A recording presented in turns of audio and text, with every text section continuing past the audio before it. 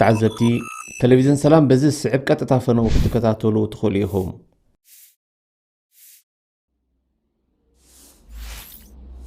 بمقد سهيل ساتلايت بزي السعب فريكونسي كتريو تخلو سمناي channel سلام تي في سهيل سات كالاي عصرت حالي 310 vertical سيمبل ريت ويك درجة ملكت 3000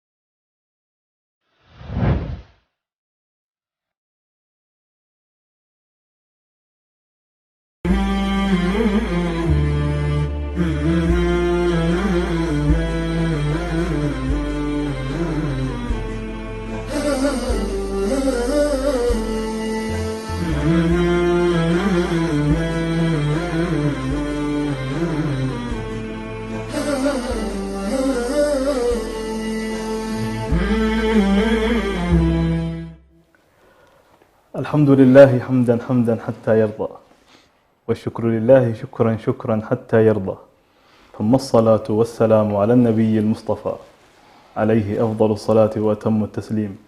أهلا وسهلا بكم مشاهدينا الكرام في برنامجكم فاسألوا أهل الذكر مع الشيخ والدكتور حسن سلمان. حياكم الله شيخنا. أهلا وسهلا، مرحبا بك. أقبل رمضان بكل خيره ومحاسنه الكثيرة، ولكن ما هي المقاصد والغايات التي لا بد أن نتدارسها ونعرفها في هذا الشهر؟ قبل أن نبدأ في هذه الحلقة آيات قصيرة نسمعها ونعود. يا أيها الذين آمنوا كتب عليكم الصيام كما كتب على الذين من قبلكم لعلكم تتقون أياما معدودات، فمن كان منكم مريضا أو على سفر فعدة من أيام أخر، وعلى الذين يطيقونه فدية طعام مسكين، فمن تطوع خيرا فهو خير له، وأن تصوموا خير لكم إن كنتم تعلمون. شهر رمضان الذي أنزل فيه القرآن هدى للناس وبينات من الهدى والفرقان، فمن شهد منكم الشهر فليصم، ومن كان مريضا أو على سفر فعدة من أيام أخر، يريد الله بكم اليسر ولا يريد بكم العسر، ولتكملوا العدة ولتكبروا الله على ما هداكم ولعلكم تشكرون. صدق الله العظيم. بداية شيخنا، كيف نعرف مقاصد الشريعة في الأعمال وفي الصيام بالتحديد، وكيف نقدر نستنبط هذه الغايات والمقاصد من الآيات والأحاديث وأعمال الرسول أيضا؟ الحمد لله رب العالمين، والصلاة والسلام على رسول الله الأمين وعلى آله وصحبه أجمعين، أما بعد. إنه من نافلة القول أن نتحدث بأن الله سبحانه وتعالى عندما شرع هذه الشعائر من صلاة وزكاة وصيام وحج، بلا شك أنه شرعها لحكمة وله فيها مقاصد وعلل وغايات. فليس المقصود فقط من الصلاة مثلا أن الإنسان يرهق نفسه مثلا سجودا وركوعا وقياما وتلاوة، بقدر ما هنالك مقصد سامي جدا، وهو كما قال الله سبحانه وتعالى: إن الصلاة تنهى عن الفحشاء والمنكر ولذكر الله أكبر. وما فيها من ذكر الله سبحانه وتعالى أكبر ربما مما فيها من الأمر بالمعروف والنهي عن المنكر. كذلك أيضا لم يكن المراد من الصيام تجويع الناس، ولا أن يعطشوا ويظمأوا ويمتنعوا عما لذ لهم وطاب، ولكن هنالك حكم ومقاصد. لكن السؤال كما تفضلت، كيف نتعرف على هذه المقاصد؟ بلا شك أن الله سبحانه وتعالى أنزل إلينا كتابا مقروءا، هذا الكتاب الذي نتلوه ونتدبر آيات هذا الكتاب، من خلاله نستطيع نحن أن نتعرف على مراد الله. فما تعرف أنت مراد المتكلم إلا إذا تكلم، وقد تكلم الله سبحانه وتعالى عن أحكامه صحيح. وتكلم عن مراده من الخلق. فمثلا الله سبحانه وتعالى يقول: وما خلقت الجن والإنس إلا ليعبدون، بين لنا أن هذه غاية عظيمة جدا، أنه خلقنا لعبادته. وبالتالي نتعرف على مقاصد الأحكام من خلال الآيات ومن خلال النصوص الشرعية، وخاصة أحيانا يكون الغاية والمقصد واضح ومنطوق. يعني مثلا الله سبحانه وتعالى لما قال: كتب عليكم الصيام كما كتب على الذين من قبلكم، لماذا يا رب؟ قال: لعلكم تتقون. لعلكم تتقون. إذن واضح هنا الآن المقصود واضح، إنه ما المراد؟ مراد الله سبحانه وتعالى من عملية الصيام أن نحصل التقوى وأن نحقق التقوى. ثم أيضا تجد مثلا لعلكم تشكرون، نفس السياق، الآيات التي تليت علينا قبل قليل: لعلكم تشكرون، لعلكم تتقون، لعلكم ترشدون، لتكبروا الله على ما هداكم، إلى غير ذلك من الآيات. ما يريد الله بكم اليسر ولا يريد بكم العسر. فإرادة الله واضحة هنا أنه يريد بنا اليسر والتيسير. فمسألة إنه والله كيف نتعرف على مقاصد الأشياء، نتعرف عليها من خلال النص الوارد عن المسألة المعينة. فالله سبحانه وتعالى بين لنا مقصد الصلاة، بين لنا مقصد الصيام، بين لنا مقصد الزكاة. مثلا الله سبحانه وتعالى: خذ من أموالهم صدقة تطهرهم وتزكيهم بها. صحيح. مش كده؟ إذن هي معظم هذه الشعائر لله فيها مقاصد، لكن هذه المقاصد سبحان الله مقاصد متعدية. يعني لا يريد الله سبحانه وتعالى منك أن تؤدي الشعيرة وأنت في حياتك غير مؤثرة. يعني ما شاء الله تمتلئ المساجد بالناس، ولكن حركتهم في الأسواق غير منسجمة مع حركتهم في المساجد. صحيح. هذه إشكالية. فمقصود العبادات الشعائر التعبدية كلها تقريبا مقاصدها واضحة من خلال النص الذي أنزله الله سبحانه وتعالى. فالآن موضوع الصيام واضح أن هنالك علل، أو أن هنالك لعلكم، غالبا ما يأتي لعلكم لكذا، لام التعليل أو لعلكم، هذه كلها تدل على أن هذا من الأشياء المرادة والمقصودة لله سبحانه وتعالى. وفي الآية أيضا شيخنا ذكر الله تعالى: يا أيها الذين آمنوا كتب عليكم الصيام كما كتب على الذين من قبلكم لعلكم تتقون. كيف ممكن أن نستنبط التقوى وتكون غاية في صيام رمضان؟ هو طبعا واحدة من القضايا المهمة جدا، يعني التي يلزم المسلم الذي رضي بالله ربا وبالإسلام دينا ومحمد صلى الله عليه وسلم رسولا ونبيا أن يتعرف على مصطلحات القرآن الكريم. صحيح. بعض الناس للأسف الشديد يكون والله عنده المصطلح محكوم بعادة أو محكوم بتقليد أو محكوم بعرف أو محكوم في البيئة التي هو موجود فيها. صحيح. فكثيرا ما يحصل اختزال مثلا للمفاهيم القرآنية نظرا للأعراف التي انتهينا إليه. مثلا مفهوم العبادة، لو جينا الآن للناس تقول لهم والله ما هو مفهوم العبادة، يقول لك والله يا أخي موضوع الصلاة والصيام والشعائر المعروفة.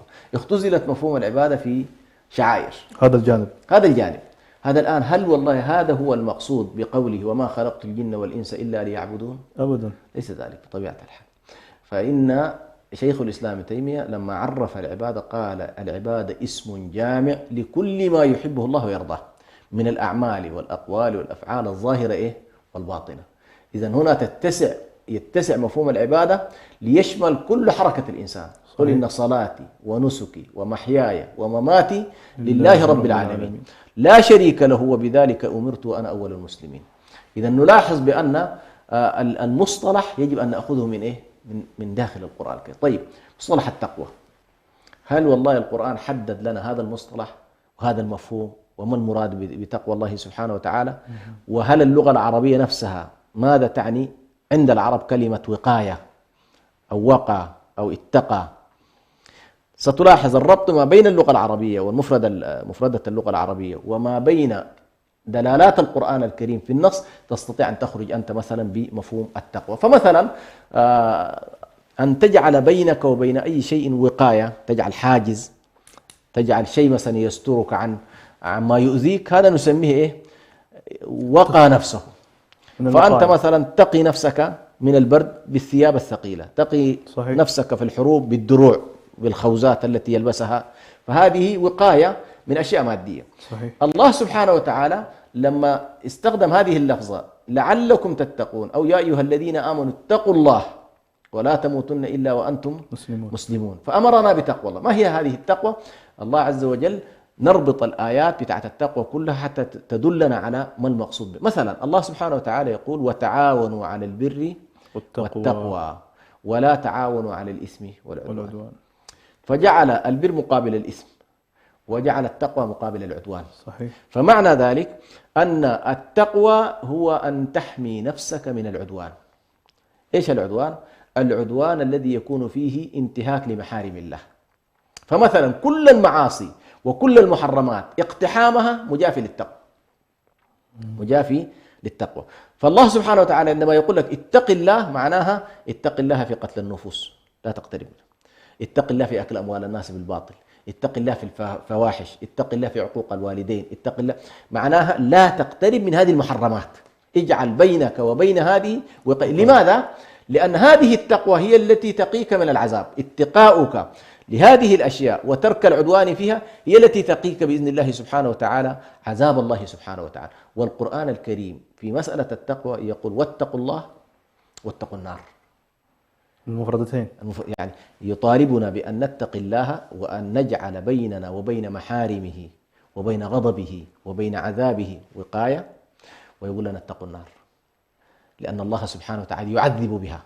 صحيح. فطالبنا بأن نجعل وقاية. عشان كده النبي صلى الله عليه وسلم لما قال اتقوا النار ولو بشق تمرة، كأنما من ينفق في سبيل الله سبحانه وتعالى شق من التمر وجعل بينه وبين النار وقاية، حاجز. من صام يوما أي يوم من أيام الله باعد الله بينه وبين النار 70 خريفا، معناه وقى نفسه 70 خريفا من النار، وهكذا. فأنت سبحان الله تقوى الله سبحانه وتعالى هي اجتناب المحارم، اجتناب المحارم، وتعرف أحيانا بالصراط المستقيم، وأن هذا صراطي مستقيما فاتبعوه ولا تتبعوا السبل فتفرق بكم عن سبيله ذلكم وصاكم به لعلكم تتقون. في قول حرمت عليكم قل تعالوا أتلوا ما حرم ربكم عليكم ألا تشركوا به شيئا وبالوالدين إحسانا إلى آخر الآيات. في النهاية هذه المحرمات تحقق التقوى. صحيح. لماذا؟ لأن هذه المحرمات فيها عدوان، أنت مجرد ما تركتها تركت العدوان. لكن سبحان الله تشمل بعد ذلك هذا الحد الأدنى للتقوى، الحد اللي هو نسميه تقوى الإسلام، اللي هو ترك المحرمات وقيام الواجبات، هذا تقوى الإسلام. تأتي بعد ذلك التقوى في درجاتها الأعلى تقوى الإيمان، وفي درجاتها الأعلى جدا تقوى الإحسان. هذه كلها مقامات على كل للتقوى. فالله سبحانه وتعالى يريد منا في أن والله نحقق هذه التقوى. أهم شيء في الصيام أنك تتقي المحارم، ومن أعظم المحرمات أن تأكل في رمضان وأن تشرب في رمضان وأن تجامع في رمضان، هذه المحرمات الأساسية. لكن هذه سبحان الله من امتنع عن هذه من باب أولى أن يمتنع ما عداها. إذا كان الله جعلك تمتنع عن الحلال، لذلك النبي صلى الله عليه وسلم يعني إذا كان أنت الله يقول لك والله يمتنع عن الحلال أكل وشرب، هذا حلال، قال لك لا تقتربها في رمضان. طيب هل يسمح لك بأن تأتي المحرمات في رمضان؟ هذا كما يقول قياسا أو من باب أولى إنه لا يمكن. ولذلك النبي صلى الله عليه وسلم قال من لم يدع قول الزور والعمل به فليس لله حاجة في أن يضع طعامه وشرابه. يعني أنت ما معقول تريد أن تصوم عن الحلال ولكنك تفطر على إيه؟ على الحرام. فهذه تقريبا موضوع التقوى الذي هو مراد الله سبحانه وتعالى في هذا الصيام.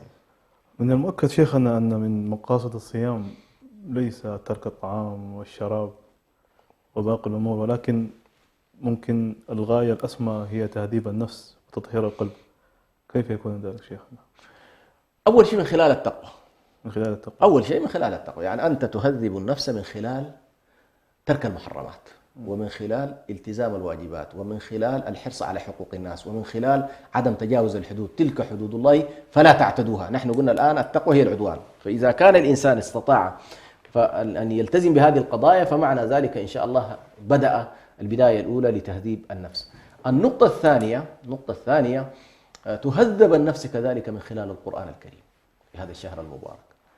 هو الذي أرسل رسوله، هو الذي بعث في الأميين رسولا منهم يتلو عليهم آياته ويزكيهم ويعلمهم الكتاب والحكمة وإن كانوا من قبل في ضلال مبين. فدل ذلك على أن القرآن الكريم مرتبط بطبيعة الحال مع الصيام، يؤدي ذلك إلى الاقتراب من الله، لأن الله يخاطبك وأنت تستمع إليه وتهتدي بأوامره، تتدبر هذه الآيات، تتدبر الأحاديث النبوية عن النبي صلى الله عليه وسلم، ثم تتفاعل معها بمنطقة التزكية والتدبر.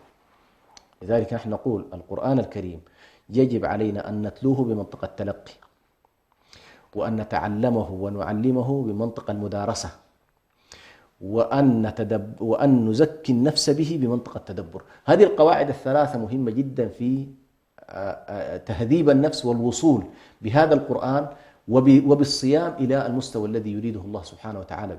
لذلك النبي صلى الله عليه وسلم لما كانت تجتمع عنده هذه الأشياء، تجتمع عنده عملية الصيام وتضيق بالصيام، طبعا تضيق مداخل الشيطان كما قال النبي صلى الله عليه وسلم.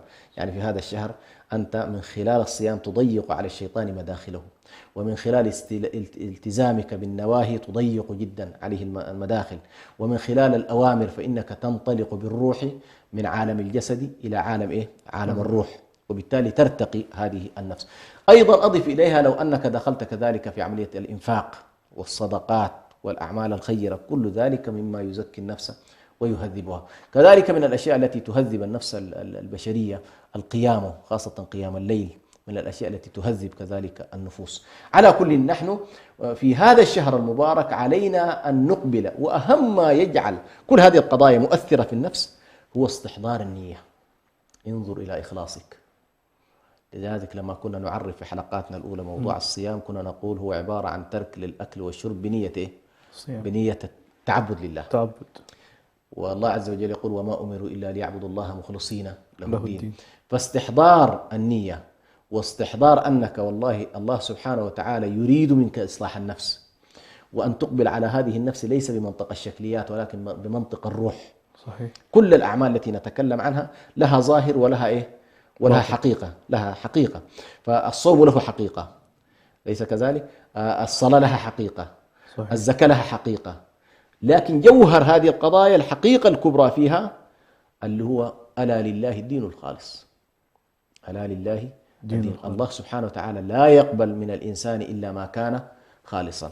فهذه تقريبا إن شاء الله من أهم القضايا التي تهذب النفس البشرية.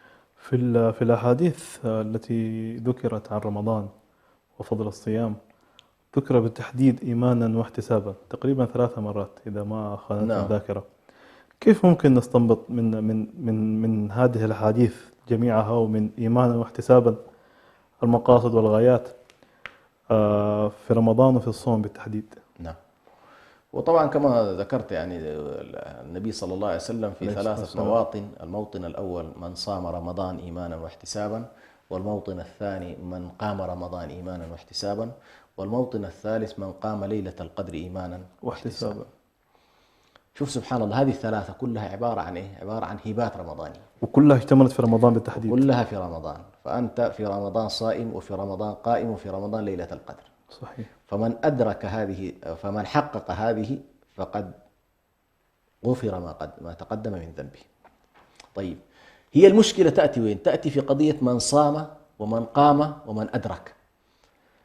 هذه يعني صام، هل والله من صام عادة أو من صام مجاملة أو من صام لأن الناس صاموا وبالتالي هو يريد أن يجاريهم، أو من صام عن الأكل والشرب ولكنه ما صام عن الكذب وعن الغيبة وعن النميمة وعن أكل أموال الناس بالباطل، هل هذا يعد صائما؟ فقضية الصام هذه يجب أن نعطيها حقها حتى ننال النتيجة. لها تفاصيل بطبيعة، لكن أهم تفاصيلها روح الشيء، روح الصيام اللي هو التي يحقق التقوى، الذي يحقق التقوى. كذلك القيام، هل مثلا والله من ذهب ليصلي صلاة كما نراها للأسف الشديد في مساجدنا الآن. في مساجدنا كثيرا ما نلاحظ هنالك أقرب للكلفتة.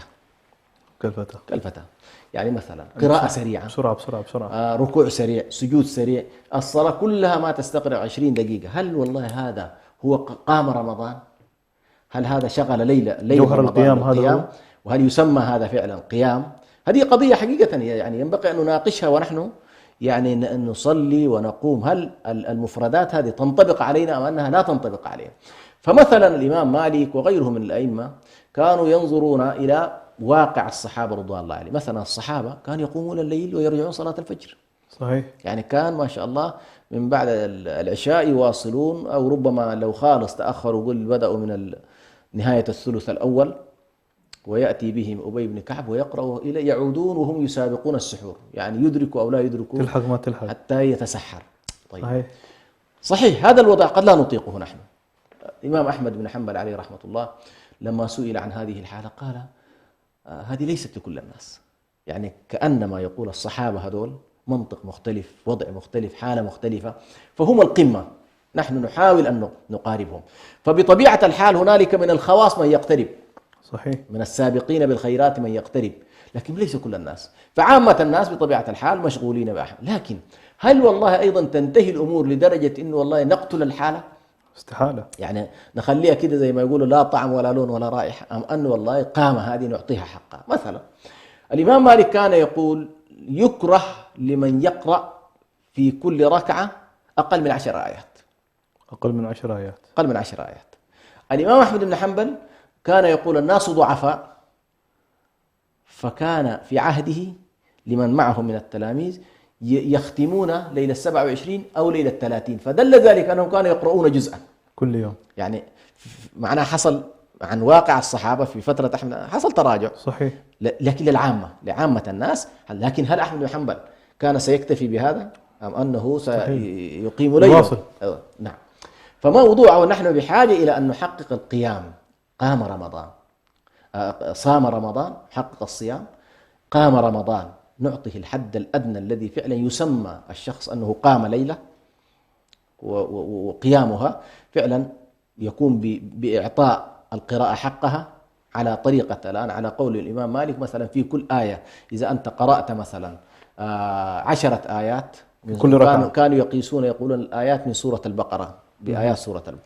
فمعنى ذلك لو صليت أنت 8 ركعات معنى ذلك ستقرأ كم؟ 80 آية. ده الحد الأدنى. المالكية طبعا هم يصلون كم و30 ركعة. صحيح. وفيما الأحناف يصلوا كم و20 ركعة، 3 بس أو 20 ركعة. طيب لو افترضنا أنك تصلي 20 في 10 آيات 200 تقريبا، يعني حدود يقول آل عمران. صحيح. آل عمران. هنا يمكن أن نقول فعلا أنت قام ليلة. فنحن هنا نحتاج إلى أن نصحح حتى نفهم هذا المعنى ونفهم ما يترتب عليه. عندما نقول غفر له ما تقدم مش أمر سهل. أنت عندك ذنوب عام كامل، وهذه المسألة طبعا فيها تفصيل، هل هي فيها الكبائر والصغائر أم أنها للصغائر فقط، لكن ما نحب الآن ندخل في هذه المسألة. اللي يهمنا الآن إنه والله من مقاصد الصيام أن النبي يحدد هذه الثلاثية، أن والله في رمضان مقصود أن تصوم، ومقصود أن تقوم في رمضان، ومقصود أن تدرك أيضا ليلة القدر. هذه من المقاصد. أنت محتاج أنك والله تسعى لها وتحصلها. لماذا؟ لأن دلالة الأجر هذا الذي خصه النبي صلى الله عليه وسلم للإنسان، معنى ذلك يريد لك النبي صلى الله عليه وسلم أن يحصل لك هذا الأجر. صحيح. أن يحصل لك هذا الأجر. فهذه من القضايا فعلا نحن نحتاج إليها ونحتاج أن ننبه إليها ونصحح فيها كذلك المفاهيم الخاطئة. وبرضه شيخنا من الأحداث التي حدثت أتوقع في عهد الصحابة والسلف اللي كان يؤمهم لصلاة التراويح، أتوقع أنه تعب أو حاجة. نعم. فجاهم شخص ثاني فكان يختم القرآن في 4 أيام. نعم. فكانوا يقولوا له إنه أنت يعني مهلتنا وأعطيتنا مساحة في الوقت. فننتقل شيخنا إلى السؤال اللي بعده. بمقاصد الشريعة شيخنا تحقيق العبودية لله تعالى. نعم. كيف ممكن نربط هذا المقصد مع الصيام في رمضان؟ هو حقيقة حتى بس أحب أنبه في قصة السؤال السابق، حتى لا ننظر إلى أنه والله السلف هذا نهجهم لحاله طبعا، لكن في واقعنا المعاصر الآن، واقعنا المعاصر هنالك من يعرف أنه مثلا يختم كل 3 أيام، صحيح، ومنهم من يختم ليلة واحدة يقوم به القرآن كله على طريقة السرعة في التلاوة. وفي بعض الشعوب الآن خاصة مثلا الشعوب المسلمة في الصين وتركستان الشرقية، هذه يحكى أنهم في كل 3 أيام يختمون يعني 10 أجزاء في اليوم، ولا يتحركون ليلة كاملة، 10 أجزاء يكملوا 10 ثم يذهبون بعد ذلك إلى بيوتهم. هذه كلها يعني الشعوب الحية التي آتاها الله عزيمة وآتاها إصرار، ليست كالشعوب اللي الواحد والله لو قريت به 3 آيات يقول لك إيه أطلت علينا وأتعبتنا. فهذه يعني تختلف حقيقة. لكن المسألة سبحان الله كما يقال، كان الشيخ ابن باز عليه رحمة الله يقول: إذا كانت الأرواح تعمل فالأجساد لا تتعب. إذا كانت الأرواح تعمل فالأجساد لا تتعب. متى ما رأيت بأنه أنت متكاسل وتعبان، وهذا مقصود قوله: وإذا قاموا إلى الصلاة قاموا كسالى، يعني وإنها لكبيرة إلا على الخاشعين. فإذا كانت الروح عاملة الجسد ما يتعب، صحيح. بل بالعكس هي ترتقي به وتحمله وتذهب به إلى المعالي. بارك الله فيك شيخنا. مشاهدينا الكرام، فاصل قصير ونواصل، انتظرونا.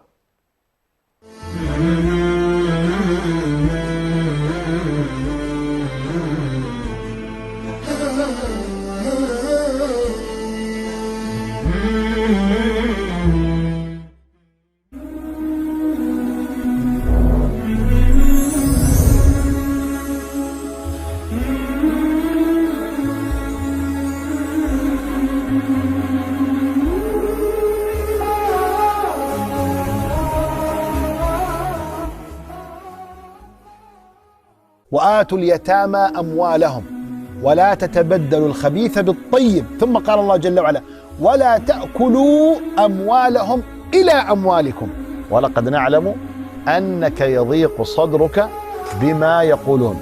يضيق صدره عليه الصلاة والسلام، وهذا من الإيذاء. في ناس في مسجد رسول الله صلى الله عليه وسلم فجار، يقول البر والفاجر. من الفجار اللي ممكن الله ما شاء. شايف عمر بن الخطاب رضي الله عنه وأرضاه رجل ملهم. إيش يعني رجل ملهم؟ دائما توقعاته تكون في مكانها، هذا الرجل الملهم. قال الله جل وعلا: أولم يرى الإنسان أنا خلقناه من نطفة فإذا هو خصيم مبين. خصيم مجادل. يجادل من يا إخواني؟ يجادل الله.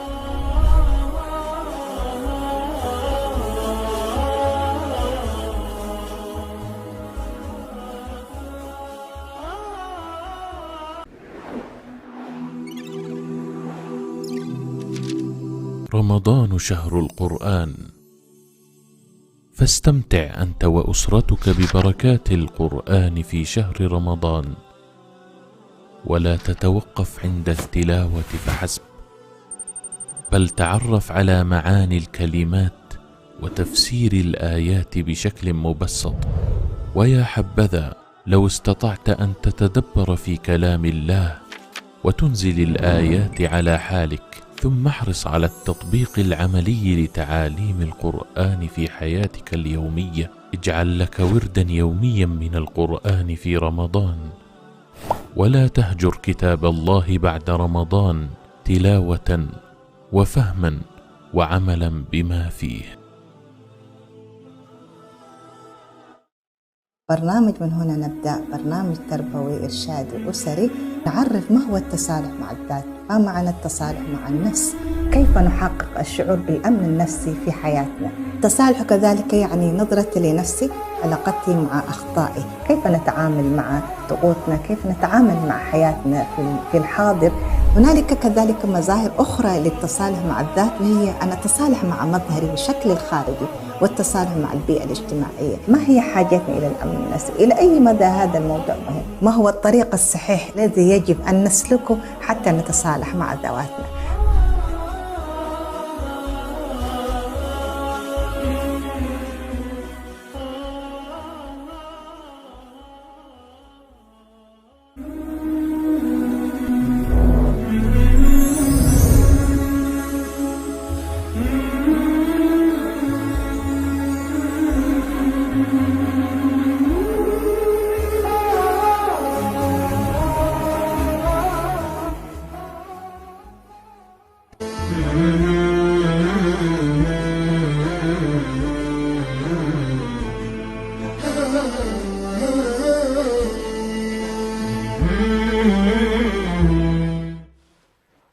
الحمد لله وكفى، ثم الصلاة على النبي المصطفى. أهلا وسهلا بكم مجددا في برنامجكم فسالوا أهل الذكر مع الشيخ والدكتور حسن سلمان. مجدد الترحيب بكم شيخنا. أهلا وسهلا، حياكم الله. رمضان يا نورا رمضان يا نورا أجن بنوره كل الشهور على مدار العام. آيات محكمات نسمعها ونعود. وإذا سألك عبادي عني فإني قريب أجيب دعوة الداع إذا دعان فليستجيبوا لي وليؤمنوا بي لعلهم يرشدون. أحل لكم ليلة الصيام الرفث إلى نسائكم هن لباس لكم وأنتم لباس لهن علم الله أنكم كنتم تختانون أنفسكم فتاب عليكم وعفى عنكم فالآن باشروهن وابتغوا ما كتب الله لكم وكلوا واشربوا حتى يتبين لكم الخيط الأبيض من الخيط الأسود من الفجر ثم أتموا الصيام إلى الليل ولا تباشروهن وأنتم عاكفون في المساجد تلك حدود الله فلا تقربوها كذلك يبين الله آياته للناس لعلهم يتقون.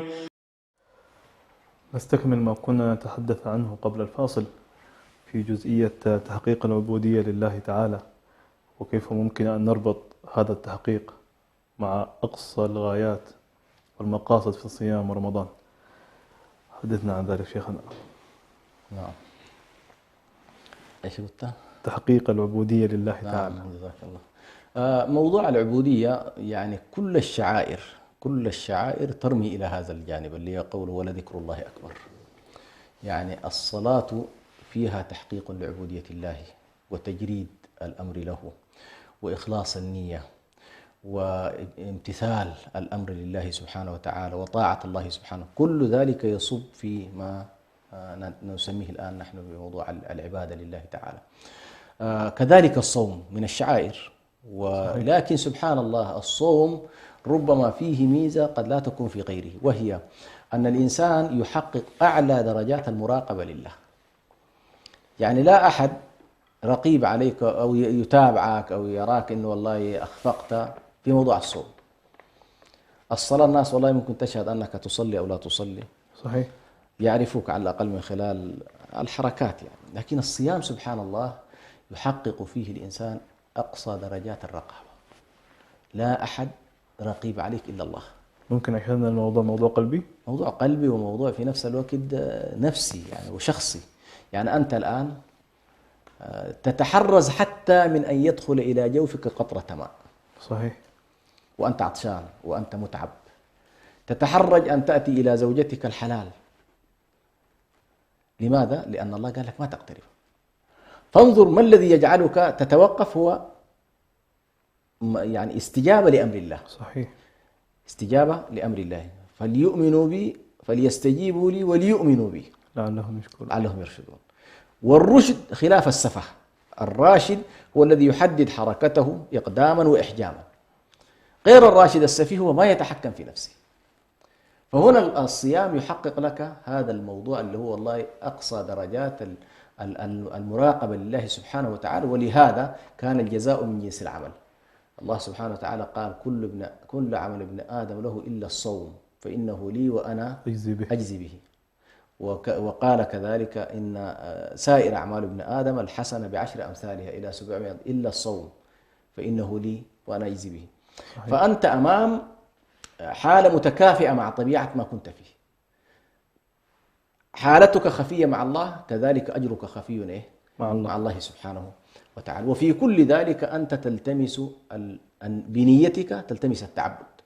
يعني الأكل والشرب والجماع، لو أنك امتنعت عنها عجزا أو امتنعت عنها لمرض أو امتنعت لعدم الرغبة ما تسمى صائم إلا إذا استصحبت معك إيه؟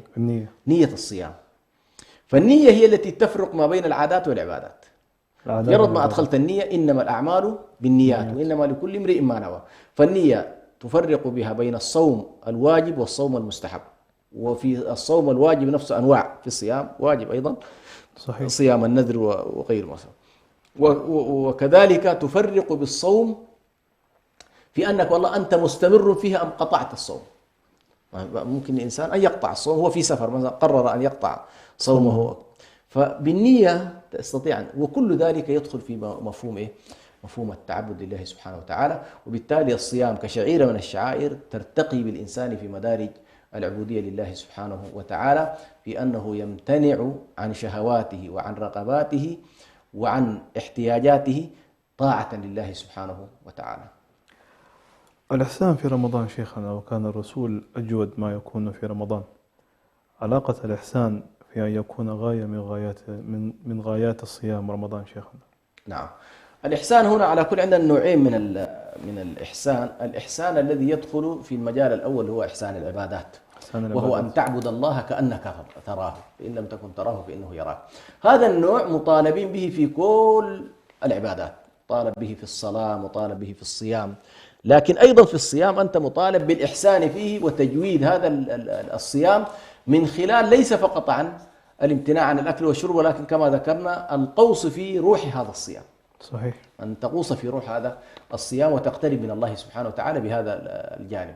هذا اللي هو النوع الأول، اللي هو الذي ورد في حديث جبريل، أن تعبد الله كأنك تراه فإن لم تكن تراه فإنه يراك. النوع الثاني من الإحسان هو الإحسان الذي يقابل التقوى، الإحسان الذي يقابل إن الله مع الذين اتقوا والذين هم محسنون. وهو ما يمكن أن نقول الإحسان إلى الخلق، الإحسان إلى الخلق. لأنه في هذا النوع من الإحسان الله ليس بحاجة لأحد. صحيح. إن أحسنتم أحسنتم إيه؟ لأنفسكم. جل الله. وبالتالي الله سبحانه وتعالى ليس بحاجة إلى طعام، ليس بحاجة إلى شراب، بل بالعكس يطعم ويسقي ويرزق ويهب ويعطي. فالله سبحانه وتعالى ليس بحاجة إلى هذه. من المحتاج إلى هذه الأمور؟ الخلق. فأنت بإحسانك في التعبد لله يجعلك ذلك تلجأ إلى إيه؟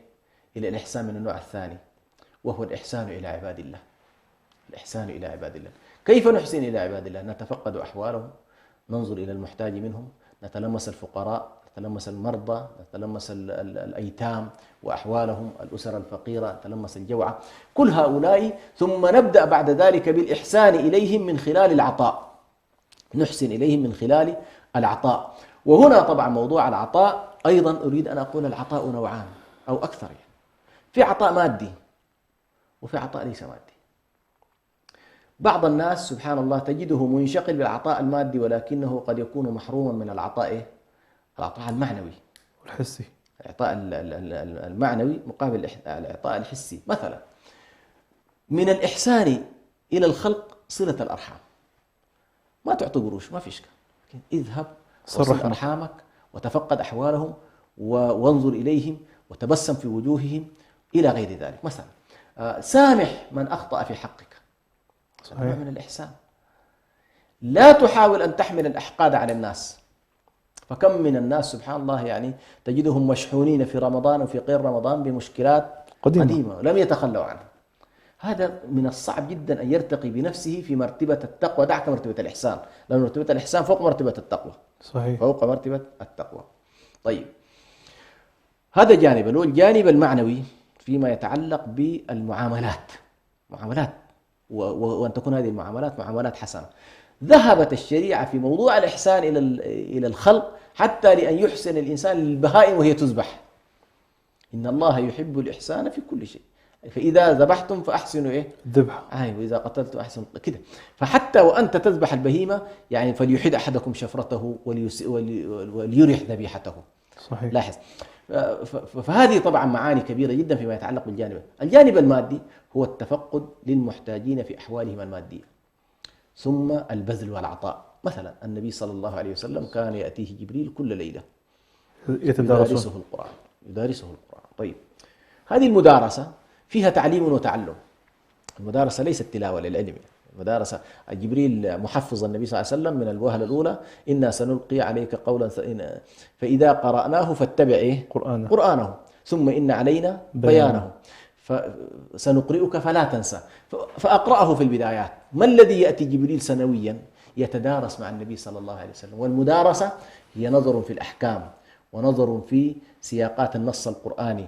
فكما يقول بعض أهل العلم بأن المدارسة نظر في النص والتدبر تفاعل مع النص، أو بالأحرى نظر في النص من الناحية العقلية والتدبر تفاعل مع النص من الناحية القلبية. فأنت بالتفكر أو أنت بالمدارسة تتفكر، وبالمدارسة تتعلم، وبالمدارسة يزداد رصيدك المعرفي، وبالتدبر يزداد اليقين وتزداد الإيمان ويزداد الشهود وتزداد عملية الصلة بالله سبحانه وتعالى. فموضوع الإحسان كان مثلا النبي صلى الله عليه وسلم عندما يأتيه جبريل وتأتي إليه معاني عظيمة جدا من خلال المدارسة كان أجود ما يكون عليه الصلاة والسلام. قالت عائشة: كان رسول الله صلى الله عليه وسلم أجود الناس، وكان أجود ما يكون في رمضان عندما يأتيه جبريل يدارسه القرآن. في بعض الروايات: وذلك كل ليلة.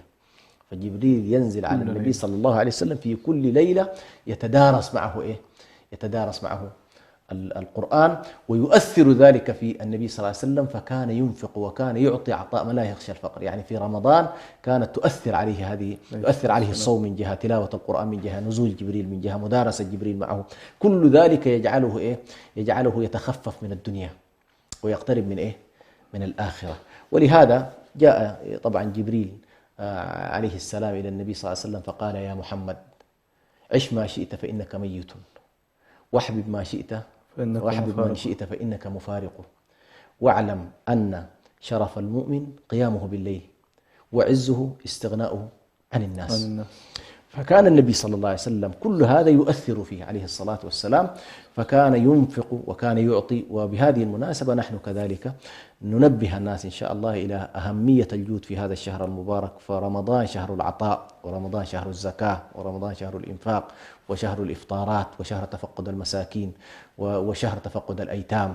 وخاصة في البلدان التي تعيش، والأسف الشديد هنالك بلدان بالذات تعيش في أسوأ درجات الحياة المعيشية، فالناس محتاجة إلى أن تتفقد بعضها البعض. والصوم واحدة من إيجابياته أنه يحقق هذا التكافل. يعني واحدة من مقاصد الصيام أنه يحقق التكافل الاجتماعي، بمعنى الناس يتفقدون. التاجر الذي مثلا أو الشخص الذي لا تمر عليه حالة من الجوع طوال العام، عندما يجوع 8 ساعات 9 ساعات يتفقد بطبيعة الحال، هذا يجعله يتذكر أحوال الناس، يتحسس المعاناة، يتحسس معاناة الناس. كيف إذا كان هذا حالي أنا في يوم مثلا امتنعت عن الأكل والشراب 8 ساعات يحصل لي ذلك، فكيف بمن يمرون على هذه الحالة لفترة طويلة يعني. بارك الله فيك شيخنا تحدثنا عن لعلكم تتقون، تحدثنا عن غاية التقوى والمقصد منها. نروح شيخنا للآية الثانية، ختامها كانت لعلكم تشكرون. نعم. كيف ممكن نستنبط ونعرف الغاية والمقاصد من الشكر في رمضان؟ حسن. طبعا موضوع الشكر هو فوق التقوى وفوق العبادة. فوق التقوى وفوق العبادة من حيث المقام. مقام الشكر مقام عظيم. يعني الله سبحانه وتعالى مثلا قال: يا أيها الناس اعبدوا ربكم الذي خلقكم والذين من قبلكم لعلكم تتقون. قال: واتقوا الله لعلكم تشكرون. فالغايات تأخذ ببعضها. العبادة تأخذك إلى التقوى متسلسلة، أي، والتقوى تأخذك إلى الشكر، والشكر يأخذك إلى الرحمة. هذه كلها درجات، مقامات ودرجات يتسلسل فيها الإنسان، وهذا كله نجده سبحان الله في كتاب الله سبحانه وتعالى. الشكر سبحان الله هو المقصد الأسمى يعني في وجودنا كمستخلفين في الأرض، لأن موضوع الشكر له علاقة بالنعم. أبوء بنعمتك علي وأبوء بذنبي، أبوء بنعمتك علي وأبوء بذنبي. فأنت تستشعر نعم الله سبحانه وتعالى. استشعارك للنعم فيه أول شيء استشعار للمنعم، أن والله هذه النعمة من الله. ثم استشعار للنعمة ذاتها، أن والله هذه نعمة، وإدراكها أنها نعمة من الله سبحانه وتعالى. ثم استفادتك من هذه النعمة واستحضار ما يترتب على ذلك من النعم. فالشاهد الشكر دخول في تفاصيل النعم بشكل كبير، دخول في التفاصيل. ثم ما يترتب بعد ذلك من إنه والله أنا استفدت من هذه النعمة وأنعم الله علي بجملة من النعم، وإن تعدوا نعمة الله لا تحصوها. فالعد شيء والإحصاء شيء آخر. الإحصاء دخول في التفاصيل، والعد سهل يعني 1 2 3 4 تعد ممكن بعض لكن لا تستطيع أن تحصي تفصيل نعمة واحدة، حتضيع. يعني مثلا الآن لو قلنا والله نعمة الإسلام، نعمة الإسلام هذه النعمة العظيمة، اليوم أكملت لكم دينكم وأتممت عليكم نعمتي، ونعمة بعث النبي صلى الله عليه وسلم عليه الصلاة والسلام. هذه النعم إذا أردت أن تغوص فيها بلا شك فإن ذلك من الأشياء التي تجعلك تشكر الله سبحانه.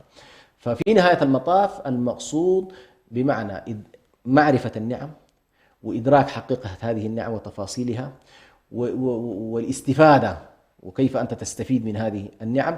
ثم يلهج لسانك بعد ذلك بالثناء والشكر للمنعم، شكر المنعم. ثم هذا طبعا إيش؟ هذا الشكر يترتب عليه المزيد، لئن شكرتم لأزيدنكم ولئن كفرتم إن عذابي لشديد. فمثلا شخص أدرك النعم وتتبع أحوالها وأدرك حقائقها وتعامل معها بموضوعية، تعامل معها بالثناء والشكر لله سبحانه وتعالى المنعم على هذا الإنسان، ولم يكفر هذه النعم، لأن بعض الناس يكفر نعم الله سبحانه وتعالى عليه. فهذا طبعا الجاحد تضيق عليه والعياذ بالله مساحة. ولهذا تجد أن أهل التقوى أكثر من أهل العبادة، أكثر من أهل التقوى، وأهل التقوى أكثر من أهل الشكر، وقليل من عبادي الشكور. فالذين يشكرون الله سبحانه وتعالى لأن استحضار النعم هذا قليل.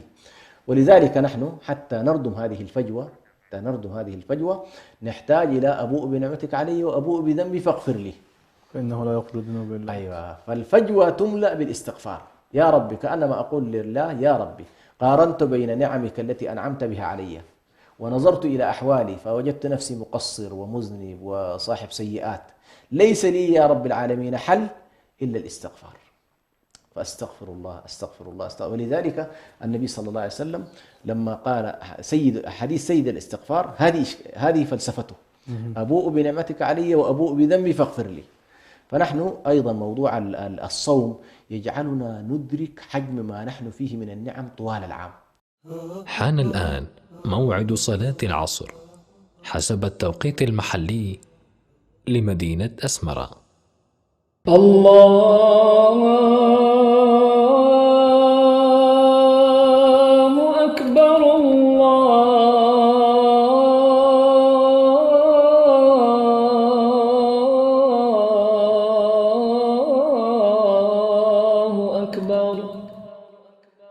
الله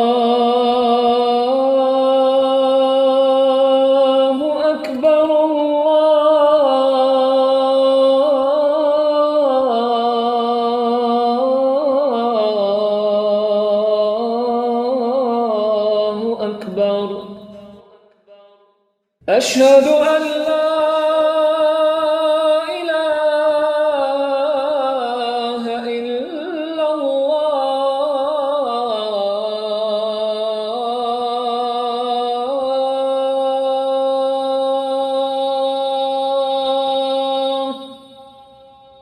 أشهد أن لا